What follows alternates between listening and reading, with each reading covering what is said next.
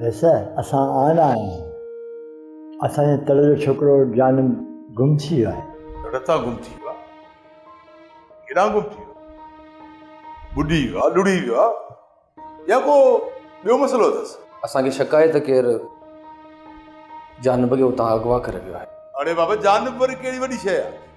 को मालदार आहे, दौलत वारो आहे, या वरी मुखालिफ़ धुर जो को सियासतदान आहे जंहिंखे खंबियो हुजे कंहिं? अरे बाबा, इहे छोरा आहिनि, छोकिरानी हरकत में लही पियो हूंदो दरिया में, थींदो पाणे। न रहे सन, जानब अहिड़ी हल्की तबियत जो किने रसे हिनखे कंहिं अगवा कयो आहे। मोहताज साईं, जानब जी कैमरा तर ते मिली आहे। जेकॾहिं उहो केॾांहुं घुमणु फिरणु वञे हा न, कैमरा हू साण करे वञे। कैमरा तड़ तां मिली आहे ऐं हमरा हुकुम आहे। कमदार, ॻाल्हि सम्झाए त सही। बाबल साईं, ॻाल्हि सिधी पई आहे। हमरा ज़िंदगी मां तंग थी करे दरिया में गोता खाई ख़ुदकशी करे छॾी आहे। कमदार, मूंखे बि ईअं ई थो लॻे। अरे बाबा, हिते किथे दरिया में लाश पियो हूंदो, हुते वञी ॻोल्हियोसि। हिते अजायो मोट अची टाइम पिया विझाए।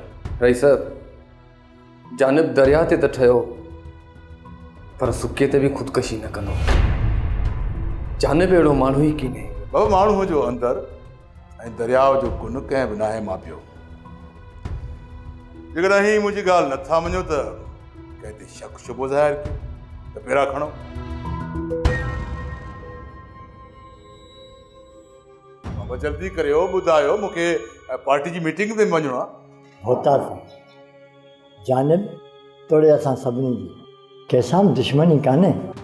हीउ वाक़ियो अलाए कीअं थियो आहे। असां वरी आउं वटि आया आहियूं, तव्हांजे राज बाग़ जा माण्हू आहियूं।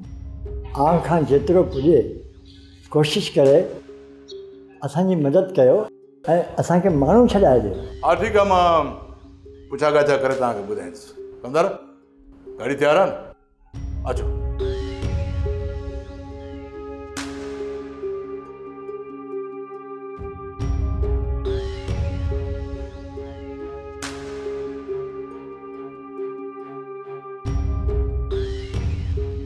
सब्सक्राइब कयो असांजो official YouTube channel Sindh TV HD drama ऐं वधीक अपडेट लाइ बेल आइकन खे क्लिक करियो।